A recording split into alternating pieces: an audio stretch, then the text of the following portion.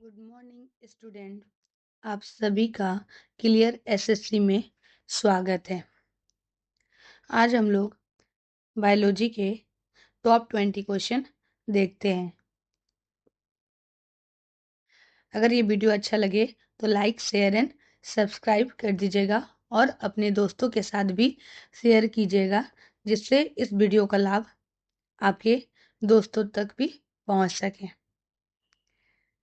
चलिए स्टार्ट करते हैं। पहला क्वेश्चन है, मूत्र डैश जल से बना होता है। मतलब मूत्र में कितने परसेंट जल से बना होता है?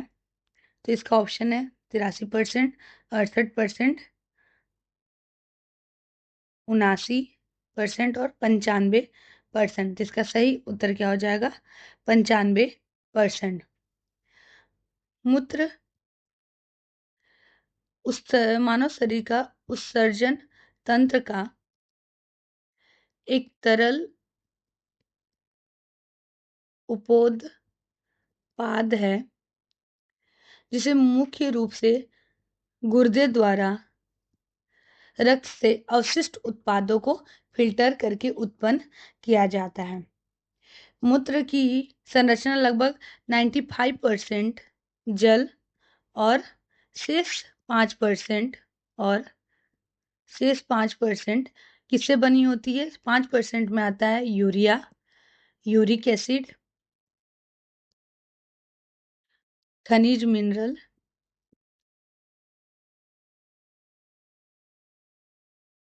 खनिज लवण और अन्य अवशिष्ट पदार्थ शामिल होते हैं।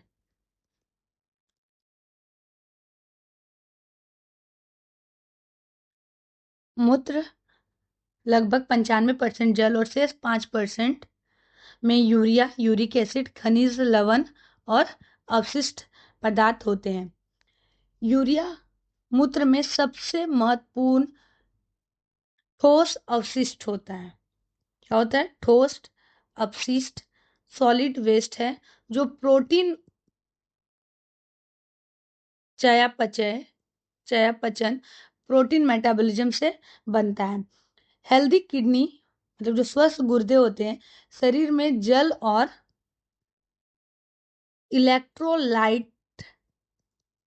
इलेक्ट्रोलाइट्स का संतुलन बनाए रखने के लिए मूत्र की सांद्रता को नियंत्रित करते हैं। इसीलिए क्या है क्वेश्चन में? मूत्र 95% जल से बना होता है, जिसमें यूरिया और अवशिष्ट उत्पाद घुले होते हैं, और किडनी इस संरचना को नियंत्रित करके शरीर में जल और इलेक्ट्रोलाइट्स का संतुलन बनाए रखता है। दूसरा क्वेश्चन है, एक सामान्य वयस्क मनुष्य प्रतिदिन कितना ml मूत्र का उत्पादन करता है? तो 100 से 200 ml, 10,000 से 20,000, 10 से 20 ml या 1,000 से 2,000 ml। तो हम लोग जानते हैं एक स्वस्थ वयस्क आमतौर पर प्रतिदिन 1 से 2 लीटर मतलब 1,000 ml से 2,000 ml तक मूत्र का उत्पादन करता है। ये कई कारकों पर भी निर्भर करता है, जैसे हम लोगों ने तरल पदार्थ का सेवन। दूसरा है शारीरिक गतिविधि, जलवायु और गुर्दे का स्वास्थ्य। इस पे ये निर्भर करता है, गुर्दे का स्वास्थ्य। अगर मूत्र का उत्पादन 2.5 लीटर प्रतिदिन से अधिक हो जाता है, मतलब 25 ml प्रतिदिन से अधिक होगा, तो यह मधुमेह जैसे अंतर्निहित स्वास्थ्य समस्याओं का संकेत हो सकता है। इसको हम लोग पॉलीयूरिया कहते हैं। और यदि मूत्र का उत्पादन 400 ml प्रतिदिन से अगर कम होगा, तो यह निर्जलीकरण मतलब डिहाइड्रेशन के कारण होगा, और ये गुर्दे की खराबी का संकेत होगा। गुर्दे की, मतलब अगर किडनी खराब है तब ये मतलब मूत्र का फिल्टर नहीं कर पा रहा है, तो इस प्रोसेस को हम लोग क्या बोलते हैं, ओलीगुरिया कहा जाता है। तो एक सामान्य मनुष्य प्रतिदिन कितना 1 से 2 लीटर मूत्र का उत्पादन करता है। यह शरीर की आवश्यकता के अनुसार तरल पदार्थ के सेवन और गुर्दों के कार्य पर निर्भर करता है, शारीरिक गतिविधि और जलवायु पे भी निर्भर करता है। तीसरा क्वेश्चन देखते हैं, निम्नलिखित में से किस कीट का वैज्ञानिक नाम ब्लाटारिया है? ब्लाटारिया है। बीटल, कॉकरोच, तिलचट्टा, मॉस्किटो मच्छर और बटरफ्लाई। तो इसका ऑप्शन है तिलचट्टा, मतलब कॉकरोच। ये कॉकरोच के क्रम ऑर्डर का नाम है, जिसमें लगभग 4600 प्रजातियां शामिल है। तिलचट्टे वर्ग कीट से संबंधित हैं। तिलचट्टे कठोर सपाट शरीर वाले लंबी एंटीना और अच्छी तरह से विकसित पंखों वाले प्राणी होते हैं। ठीक है। तिलचट्टे का सबसे आम जीनस, इसका जीनस क्या होता है, पेरीप्लेनेटा है। इसका सबसे आम जीनस जो होता है पेरीप्लेनेटा है। जैसे अमेरिकन तिलचट्टा को पेरीप्लेनेटा अमेरिकन का मतलब के नाम से जाना जाते हैं। और जो बीटल है वो कॉल्यूपेट्रा क्रम से संबंधित है, जो सबसे बड़ा कीट क्रम है। क्या है? सबसे बड़ा कीट क्रम है। मॉस्किटो ये किससे है? डिप्टेरा, मतलब मक्खियों के क्रम से संबंधित है। और बटरफ्लाई लैपिडो लैपिडोप्टेरा क्रम से संबंधित है। ठीक है। तो क्वेश्चन में ब्लाटेरा किससे संबंधित है? कॉकरोच तिलचट्टा से है।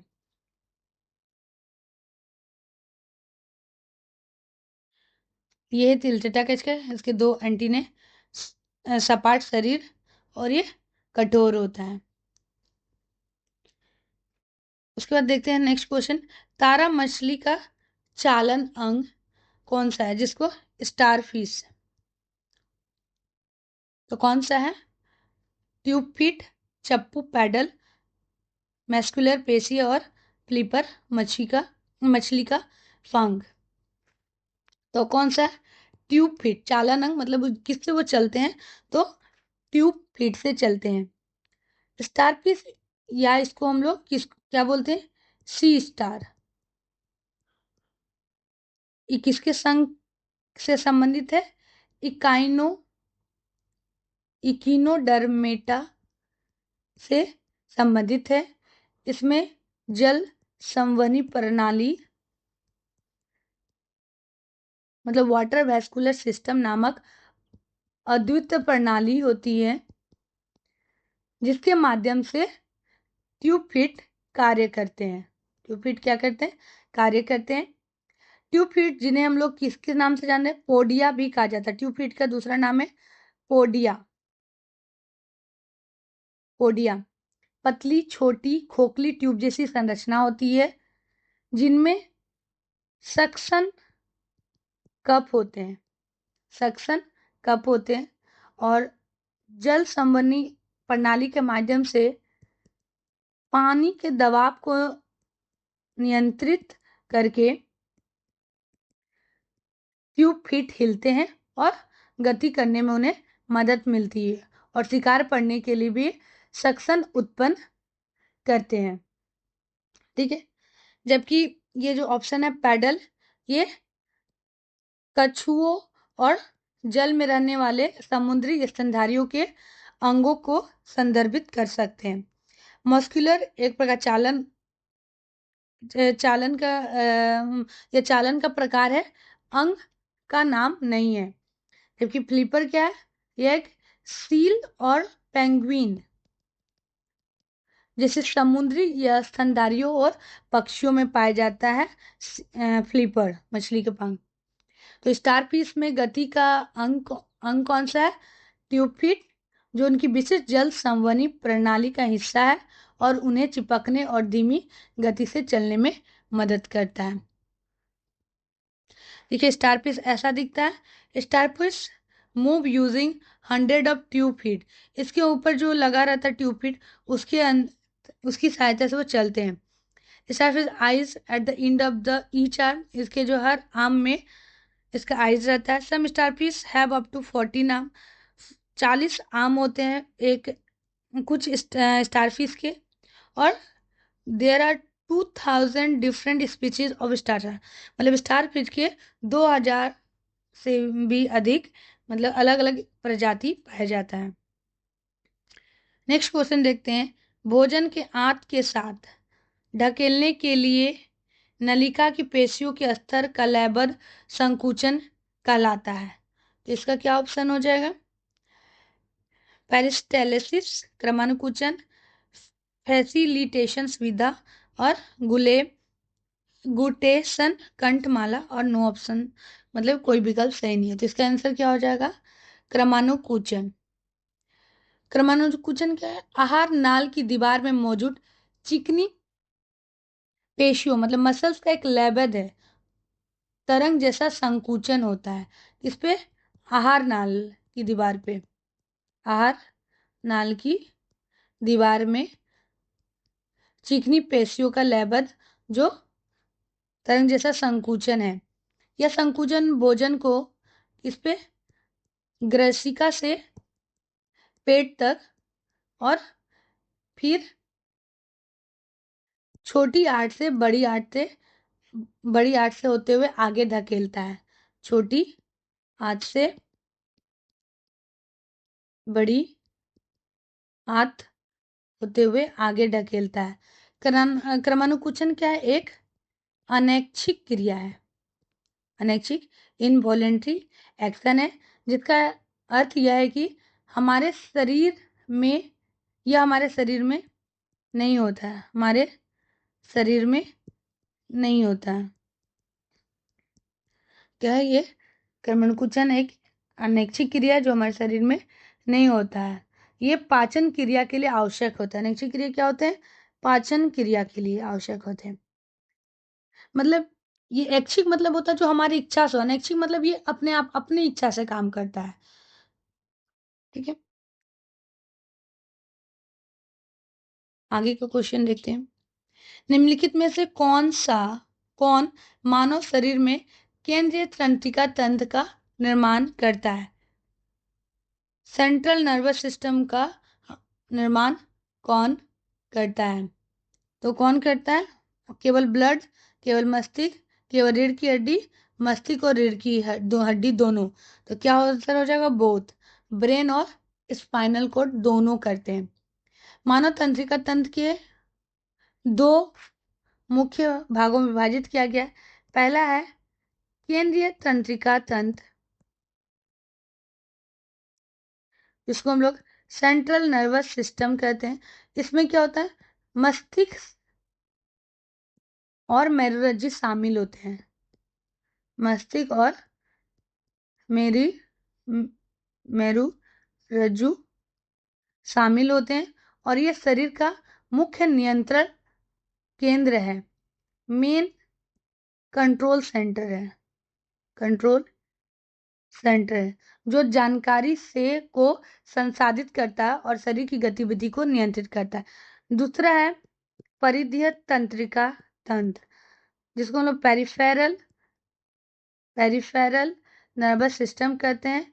ये तंत्रिकाएं मतलब नर्वस शामिल होती है जो सेंट्रल नर्वस सिस्टम को शरीर के बाकी हिस्सों से जोड़ती है।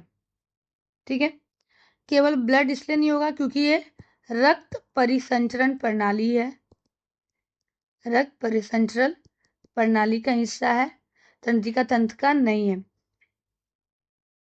ओनली ब्रेन और स्पाइनल कॉर्ड ये सीएनएस के भाग है, लेकिन सीएनएस दोनों को मिलाकर बनता है। सीएनएस क्या होता है? ब्रेन और स्पाइनल कॉर्ड दोनों को मिला के सीएनएस बनता है।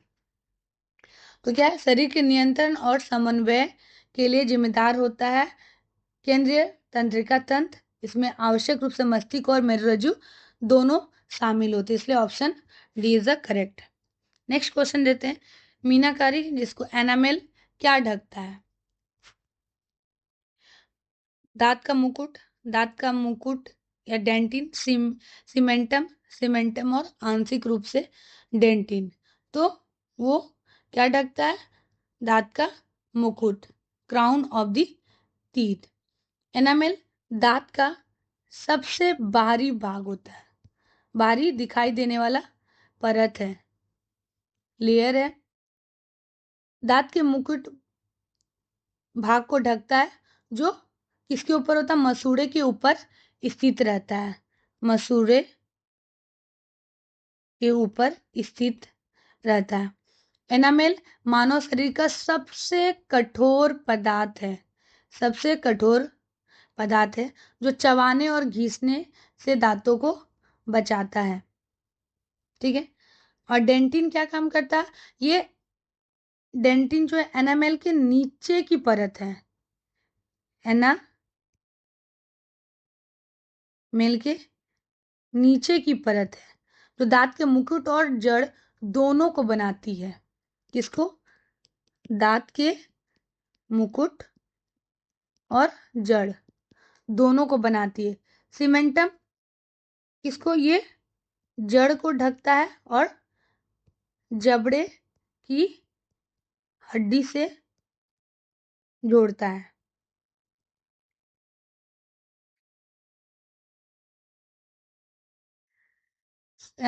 सीमेंटम एंड पार्शियल डेंटिन क्या है? ये जड़ क्षेत्र संबंधित नहीं है, ये जड़ जड़ से संबंधित है और एनामेल से नहीं है।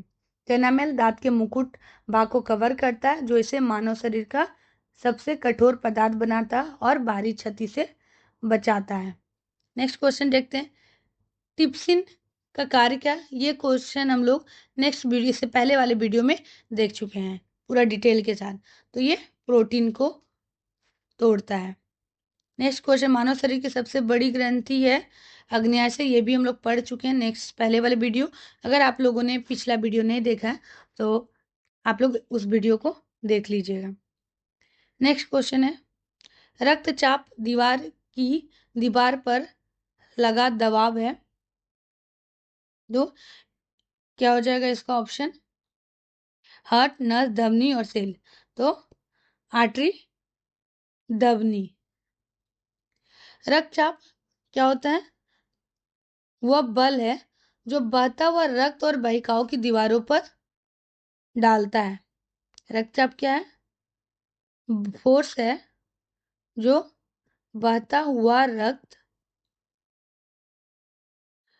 किसमें? रक्त वाहिकाओं की दीवारों पर डालता है, उसको हम लोग रक्तचाप कहते हैं। जब हम रक्तचाप मापते हैं तो हम मुख्य रूप से धमनियों में जब हम लोग रक्त नापते हैं तो धमनियों में हम लोग क्या देते हैं? सिस्टोलिक, जिसको हम लोग क्या बोलते हैं? संकुचन, और डायस्टोलिक, जिसको हम लोग शिथिलन शिथिलन दबाव को मापते हैं। धमनियों में हम लोग सिस्टोल और डायस्टोल दबाव को मापते हैं। धमनियों की दीवारें मजबूत और लोचदार होती है। धमनियों की दीवारें क्या होती है? मजबूत और लोचदार, ताकि हृदय के पंप करने पर उत्पन्न होने वाला उच्च दाब को सहन किया जा सके। जबकि शिराओं में वेन्स शिराओं में दबाव बहुत कम होता है। शिराओं में दबाव बहुत कम होता है। उसके और बाकी ऑप्शन देखते हैं। हार्ट, ये एक दिल का पंपिंग अंग है। ठीक है। वैन के बारे में पढ़े, इसका दबाव बहुत कम होता है और सिराओं के भीतर रक्त का प्रवाह मुख्य रूप से आसपास की मांसपेशी और बल्बों पर निर्भर करता है। किस पे? मांसपेशी और बल्बों पर निर्भर करता है। वॉल्व वेन्स का फेल, ये रक्तचाप का कोशिकाओं का सीधा संबंध है। इसमें क्या है? रक्तचाप की कोशिकाओं से सीधा संबंध नहीं है। ठीक है। तो ब्लड प्रेशर मुख्य रूप से वह दबाव है जो रक्त धमनियों की दीवारों पर डालता है और यह मापन हृदय के स्वस्थ और रक्त परिसंचरण की स्थिति को दर्शाता है। नेक्स्ट क्वेश्चन है, सेरिब्रम से जुड़ा नहीं है। ऑप्शन है, यह अग्र मस्तिष्क का एक हिस्सा है। इसके दो भाग होते हैं जिन्हें प्रमस्तिष्क गोलार्ध कहा जाता है। यह मस्तिष्क के सामने ऊपरी और पार्श्व पक्ष बनाता है। यह मस्तिष्क का 60% भाग बनाता है। तो कौन सा पूछा, क्या जुड़ा नहीं है? तो ऑप्शन डी, क्योंकि सेरिब्रम या प्रमस्तिष्क, इसका दूसरा नाम है प्रमस्तिष्क, सबसे बड़ा हिस्सा है। यह अग्र मस्तिष्क का भी हिस्सा है। इसमें दो प्रमस्तिष्क गोलार्ध होते हैं। सही है। यह क्या करता है? सोचने, याद करने,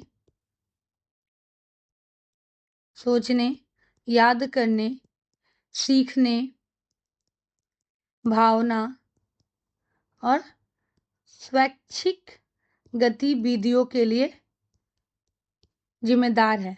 यह संपूर्ण मस्तिष्क का 80 से 85% भाग बनाता है।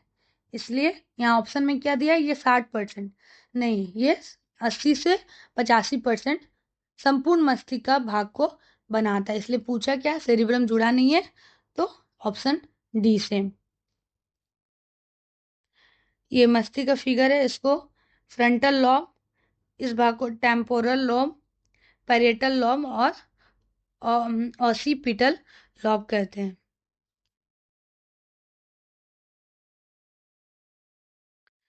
ग्लूकोज एक प्रकार का क्या है?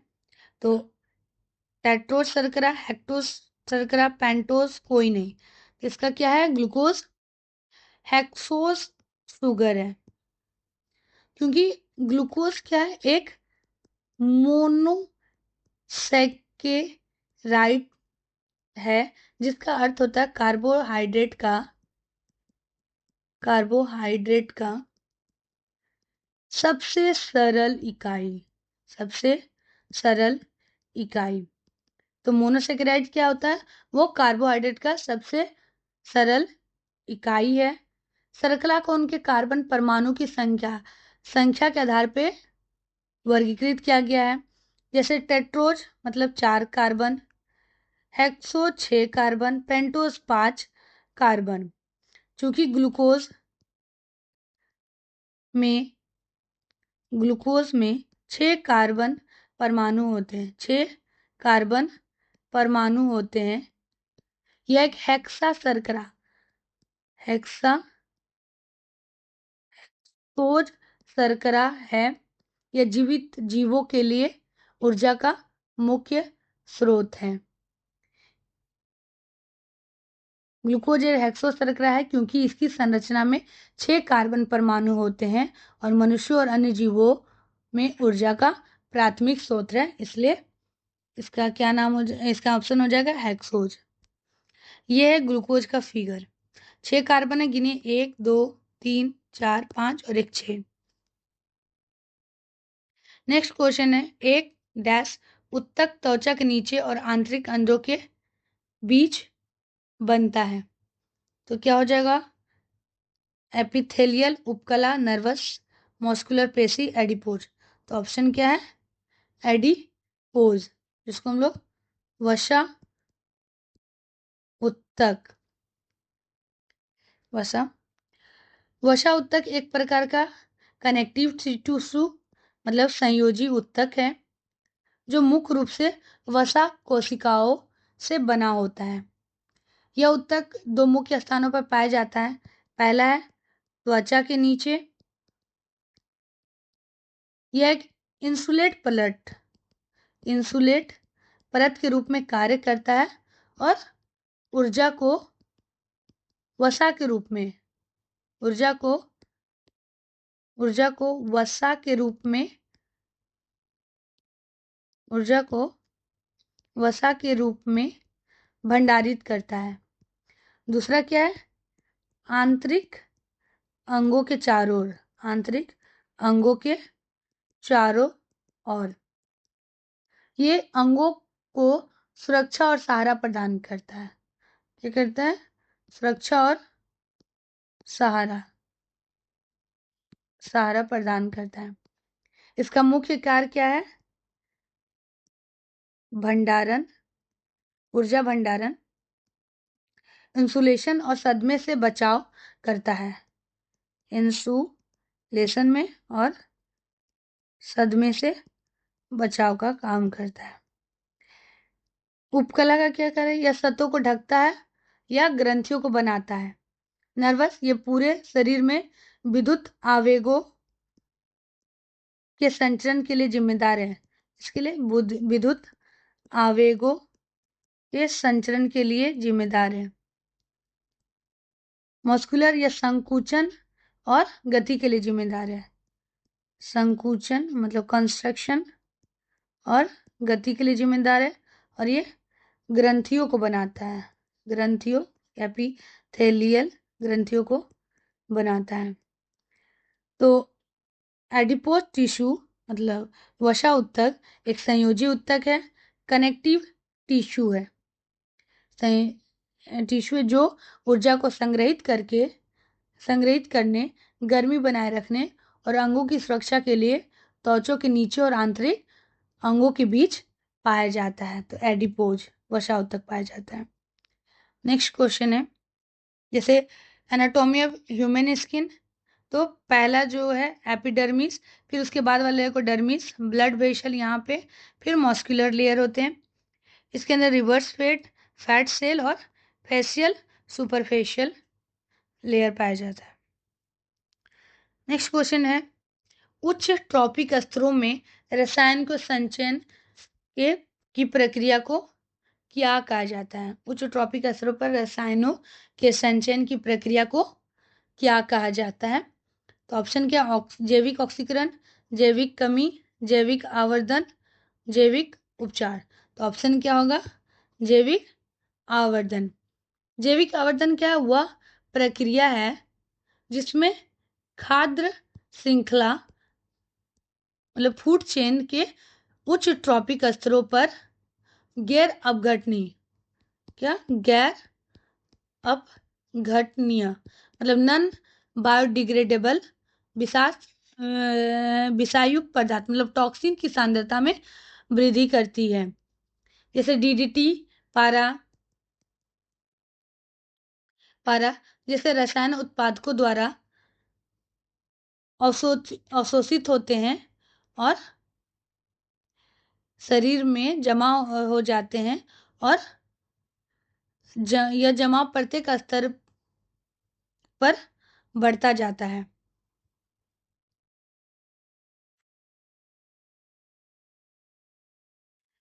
नेक्स्ट देखते हैं इसका और ऑप्शन, बायोलॉजिकल ऑक्सीकरण, ये चयापचन प्रक्रिया है जिसमें ऊर्जा जारी होती है। जैविक कमी, ये भी चयापचय प्रक्रिया है चयापचय प्रक्रिया है। और बायोलॉजिकल रेमिडिएशन, ये सूक्ष्म जीवों का उपयोग करके पर्यावरणीय प्रदूषण को साफ करने की प्रक्रिया है। क्या है ये? सूक्ष्म जीवों का उपयोग करके पर्यावरणीय प्रदूषकों को साफ करने की प्रक्रिया है। तो क्या देखते हैं, उच्च ट्रॉपिक स्तरों पर जो विषैले पदार्थ की जो सांद्रता बढ़ती है उसको जैविक आवर्धन कहा जाता है, जो खाद्य श्रृंखला फूड चेन के शीर्ष पर रहने से जीवों को के लिए गंभीर खतरा होता है। नेक्स्ट क्वेश्चन देखते हैं।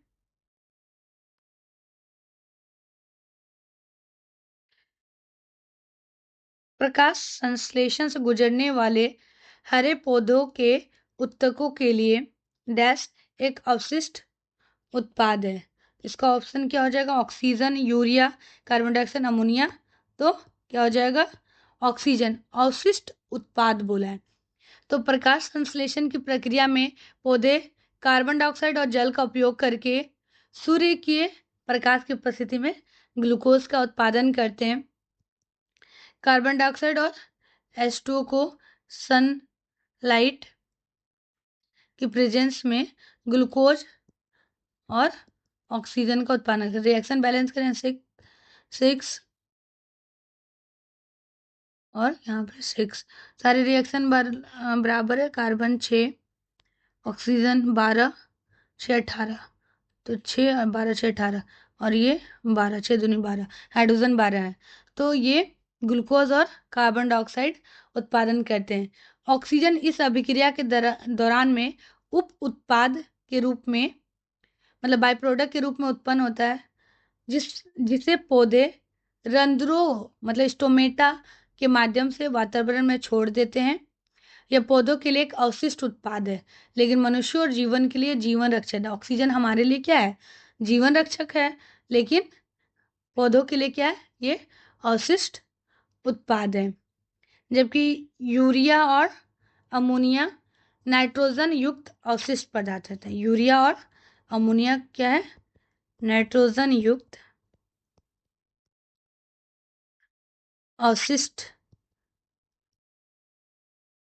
अपशिष्ट है, जिनका उत्सर्जन क्या होता है, पशु करते हैं।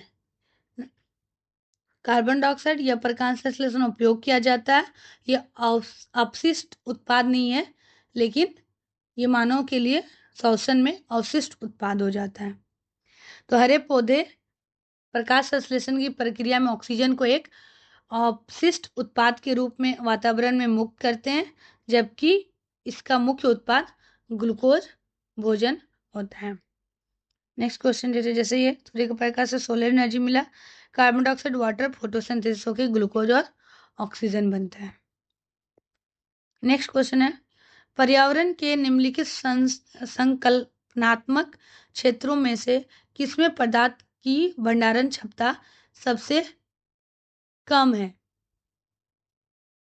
इसका क्या हो जाएगा आंसर, स्थल मंडल, जल मंडल, वायुमंडल और जीवमंडल। तो इसका ऑप्शन क्या हो जाएगा, वायुमंडल। पदार्थ का भंडारण क्षमता सबसे कम है। तो पृथ्वी के वायुमंडल में क्या है, नाइट्रोजन ऑक्सीजन गैस होती है, नाइट्रोजन और ऑक्सीजन गैस होती है, जो प्रकृति से अत्यधिक गतिशील है होती है, और भारी पदार्थों को अस्थायी रूप से भंडारित करने की क्षमता उसमें कम होती है। जबकि हम लोग देखते हैं स्थल मंडल में चट्टानें और मिट्टी शामिल होते हैं, जिसमें कार्बन,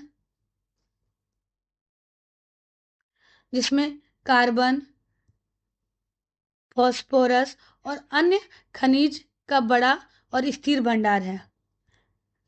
कार्बन, फास्फोरस और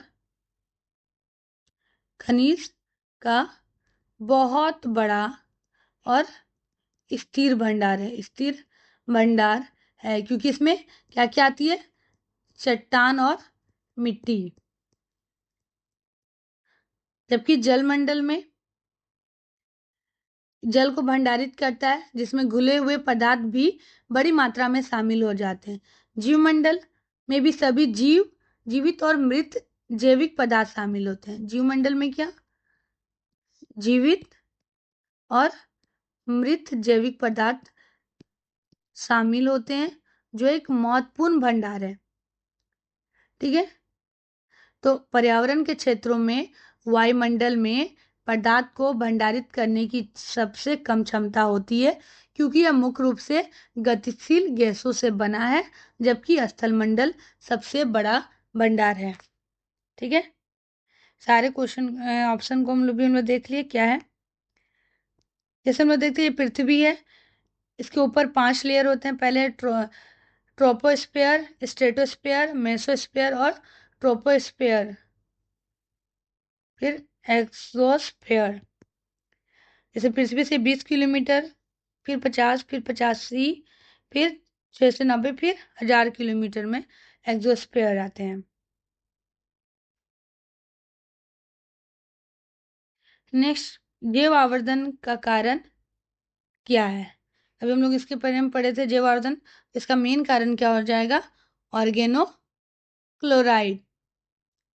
जैव आवर्धन क्या होता है, विशिष्ट मतलब विषैले पदार्थों के कारण होता है, जिसका 2 मुख्य कारण, एक है गैर अपघटनी मतलब नॉन डिग्रेडेबल, और वसा विलेयता लिपोसोल्युबिलिटी। ठीक है, इसके बारे में पढ़ लिए। तो कौन सा कारण होता है, ऑर्गेनो क्लोराइड्स के कारण। नेक्स्ट क्वेश्चन देते हैं, जलीय जीवों के स्वास्थ्य का निर्धारण करने के लिए निम्नलिखित में से किसकी गणना की जाती है। तो क्या हो जाएगा, घुली हुई ऑक्सीजन, घुली हुई फ्लोरीन, घुली हुई मीथेन, घुली हुई कैल्शियम। तो किसकी, घुली हुई ऑक्सीजन की गणना की जाती है, क्योंकि जलीय जीवों के स्वास्थ्य का आकलन करने के लिए सबसे महत्वपूर्ण और सीधे मापा जाने वाला पैरामीटर क्या है, घुली हुई ऑक्सीजन। अधिकांश जलीय जीव जैसे मछली और कशेरुक जीवों को श्वसन के लिए पानी में घुली हुई ऑक्सीजन की आवश्यकता होती है। ठीक है, तो इसलिए क्वेश्चन क्या है, जलीय जीवों के स्वास्थ्य का निर्धारण करने के लिए किसकी गणना की जाती है, तो घुली हुई ऑक्सीजन की गणना करके देखा जाता है।